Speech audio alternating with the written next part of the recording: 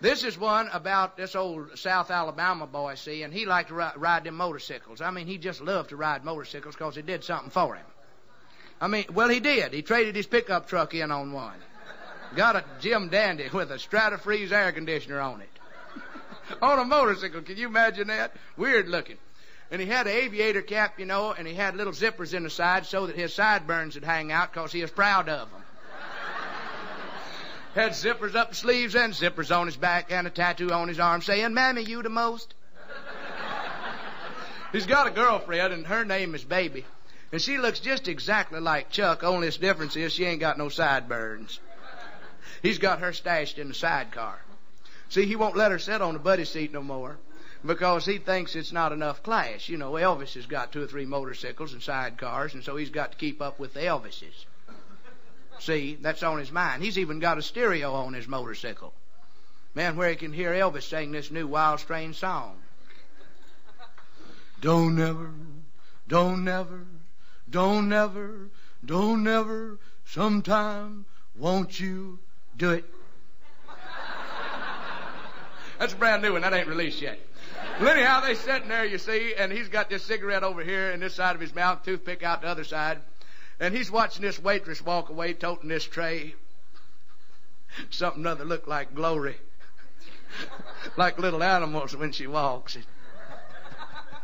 He's hung up on her. Of course, she's married and got 3 kids and her husband's overseas. She's getting her allotment check and she's sneaking that money at the drive-in.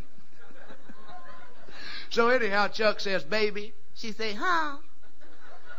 He say, "Let's blow this joint." She say, "No, man, pass it on to the waitress." He said, "Let's get out of here." She said, "All right, man, let's go." So it started out, you know, rah, rah. She said, "Turn ignition on, you smart aleck." Turns ignition on, click, you know, rah, rah, rah. Going out down the highway 85, 90, 110, 115 miles an hour. He's winging in and out of that traffic. Them sideburns blowing in the breeze. She's sitting scrooched down in the buddy seat, which is inside the sidecar. Yeah, she liked to feel like she was riding on something anyway, whether she was or not. And so she was sitting there looking around, and she reached over and hollered at him. She said, "Hey, Charles." He can't hear, you know, and the aviator cap's down over his ears, you know, and it's muffling out the sound. Say, "Hey, Charles." He still don't hear. She reaches over and hits him a little love tap. Whap! And his head goes forward and his teeth just all crumble out on them headlights. He raises up this ear flap and says, "What's the matter, baby?" She says, "Stop the machine." They're doing 115 miles an hour. He says, "Dear hearts, it don't even raise up." He say, "What's bugging you, baby?" A tooth hanging on a little string. He flips it off out into the ether. She said, "Charles, I'm cold, you know that? So I'm not sitting on the buddy seat no more, hanging on to your latissimals." He said, "I'm freezing." He said, "We'll fix that up." She said, "You know, Chuck, you smart." He said, "Uh-huh. So I don't know what's in every book and every library in the world." She said, "What's that, baby?" He said, "Words."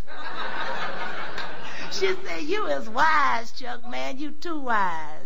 Hey, look, say, what you gonna do?" He said, "We'll take off your leather jacket, baby, and turn it around and zip it up the back. Zip, pop, and put the collar up over your face.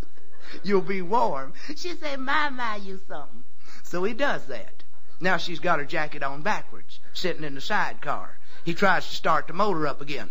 Rah, rah. "Turn ignition on." I mean, he's dense. You know what I mean.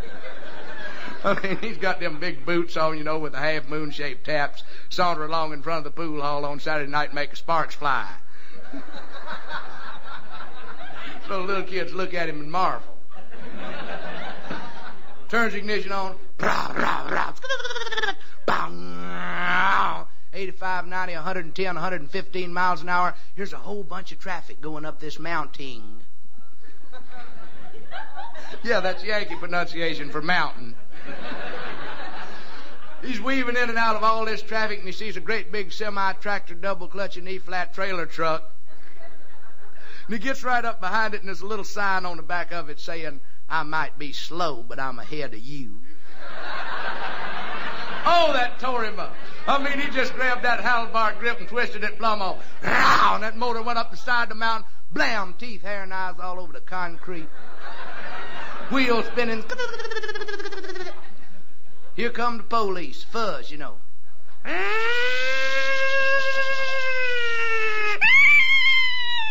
Stop, you know. Big fishing pole on the back go. Shoot, shoot, shoot, shoot, shoot. They come up there crouched over the steering wheel like this, you know, and open the door and get out and walk around real slow like this.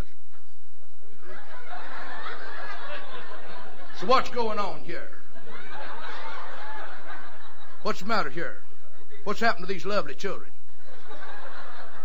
Little old boy standing there say, well, Mr. Officer, say, Mr. Blap, don't hit me no more. So yes, I'll tell you what happened. What happened to these children? Yes, well, Mr. Charles there,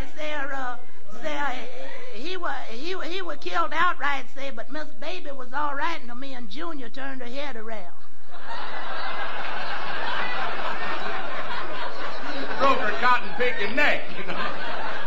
I hate to think of violence like that, but it's not really violent because, I mean, you know, the cats that always teach eternal life are the first ones that's scared of hydrogen bombs.